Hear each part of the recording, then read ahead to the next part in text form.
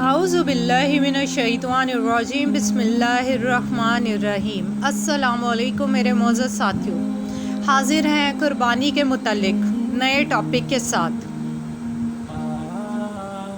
कुर्बानी के लिए सिर्फ इन जानवरों की कुर्बानी जायज़ है: बकरा, बकरी, दुम्बा, भेड़, बैल, गाय, भैंस, भैंसा, ऊँट और ऊँटनी। कुर्बानी का जानवर खरीदते वक्त इन बातों का ख्याल रखें: इन जानवरों की कुर्बानी जायज़ नहीं।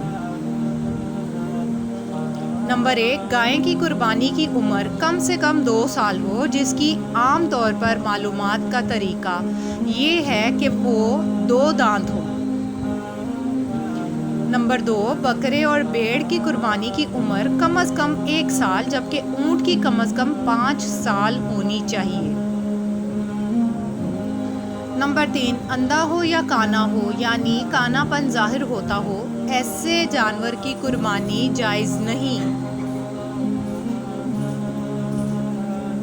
नंबर 4, एक पाँव कटा हुआ हो, यानी लंगड़ा हो, या दुम तहाई से ज़्यादा कटी हुई हो। नंबर 5, जानवर के आधे थन कटे हों या खुश्क हों, गाय ऊँटनी के 2 जबकि बकरी का 1। नंबर 6, हंसा जानवर जिसमें नर और मादा दोनों की अलामतें हों। नंबर 7, सींग जड़ तक टूट गया हो या एक कान कटा हुआ हो।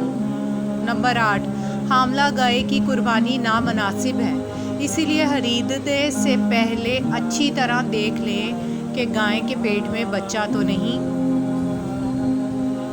अगर कुर्बानी के जानवर को काटते वक्त इसके पेट से जिंदा बच्चा निकल आए तो उसको भी ज़िबा किया जाएगा। अल्लाह ताला तमाम मुसलमानों की कुर्बानी कबूल फरमाए, आमीन।